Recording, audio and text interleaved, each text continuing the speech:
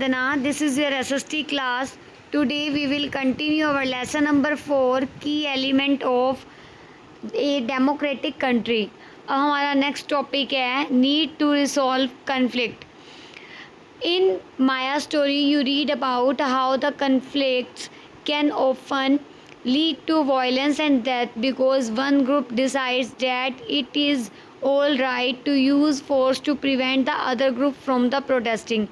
माया की स्टोरी को पढ़ने के बाद हमें ये पता चल गया होगा कि किस तरह से जो आपस में जो कन्फ्लिक्ट होता है या फिर वॉयलेंस यानी कि हिंसा होती है एक ग्रुप दूसरे ग्रुप से करता है, तो ये कितना सही है और कैसे एक दूसरे को बचाया जा सकता है. Conflict occurs when people of different culture conflict यानी कि तभी होता है जबकि सभी अलग अलग लोग जो हैं अलग अलग कल्चर के, अलग अलग धर्मों के, अलग अलग क्षेत्र से, अलग अलग संप्रदाय से होते हैं. तभी एक दूसरे के विचार जो एक के विचार दूसरों से नहीं मिल पाते, तो ये कन्फ्लिक्ट का कारण बनते हैं. और when some among them feel, और जब वो एक दूसरे से ये देखते हैं कि वो एक जो ग्रुप है वो दूसरे की अवहेलना कर रहा है, एक दूसरे को नीचा दिखा रहा है, तो ही उनमें जो कन्फ्लिक्ट की डिस्क्रिमिनेट होते हैं जब एक दूसरे से, तभी उनके अंदर कन्फ्लिक्ट की भावना आती है. This lead to fear and tension among other living in area. The government is responsible for helping to resolve conflict.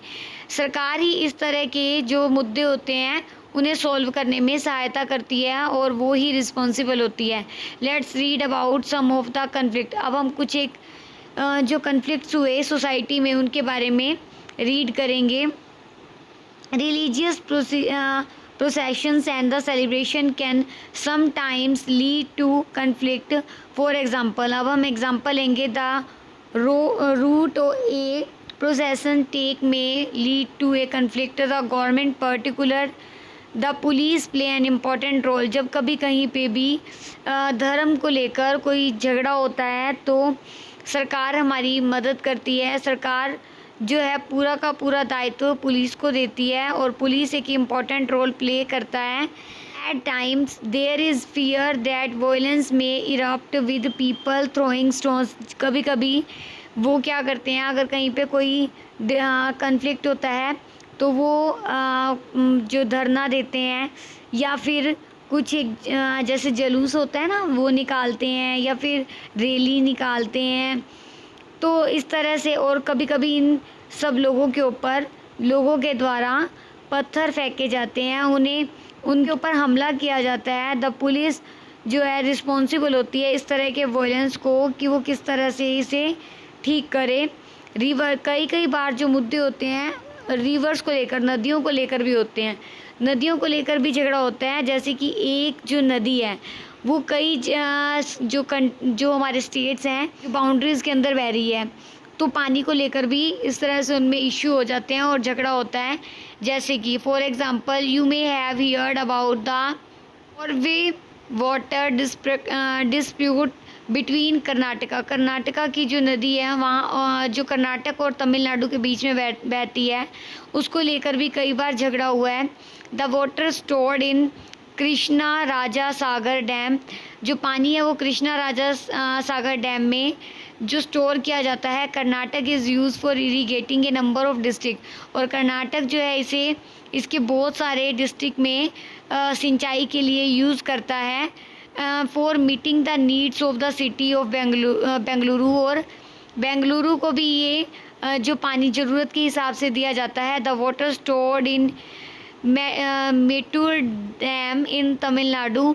और ये तमिलनाडु के डैम में भी स्टोर किया जाता है जहाँ पर कि फसलों को उगाने के लिए यहाँ से पानी जो है स्टेट्स में भेजा जाता है.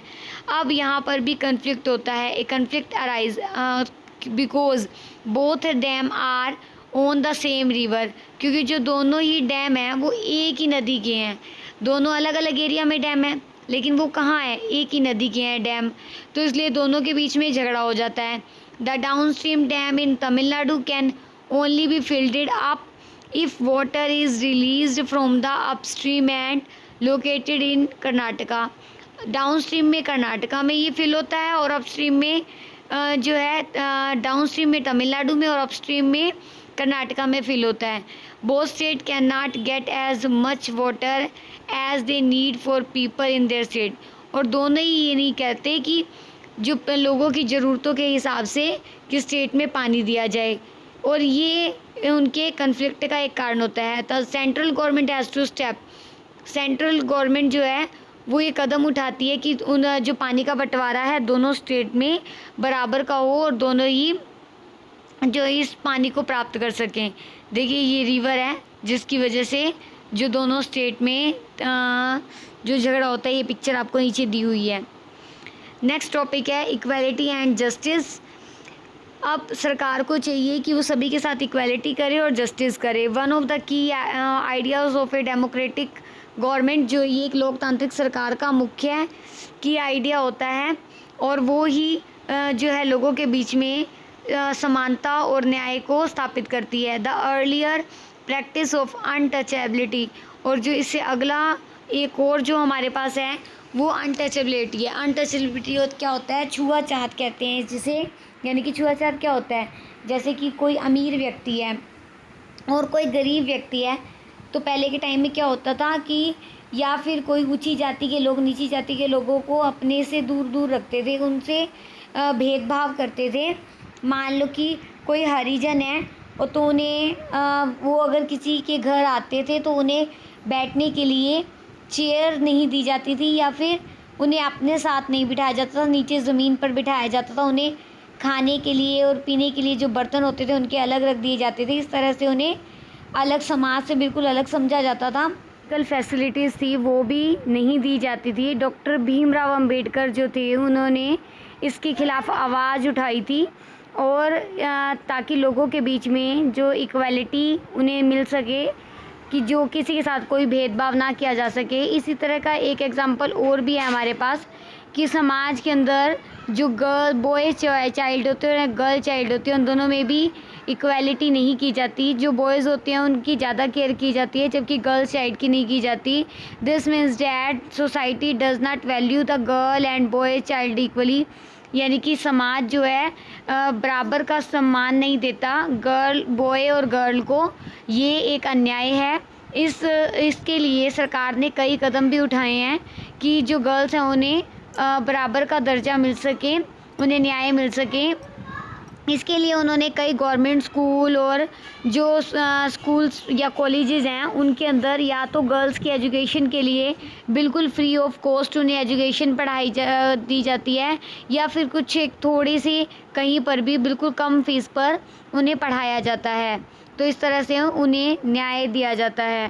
तो now our chapter is completed. Hope you understand the concept of the topic that I have shared with you, and we will meet in our next chapter with a new video. Thank you.